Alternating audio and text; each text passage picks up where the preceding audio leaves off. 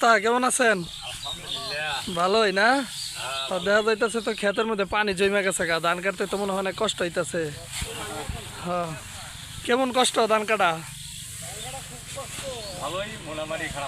আচ্ছা, কষ্ট হইলেও এই ধান কাটার মধ্যে আবার শান্তিও আছে, কিন্তু এই যে সোনালী ধান যখন দেখেন তখন কিন্তু এই কষ্টটার কিন্তু কষ্ট মনে হয় না।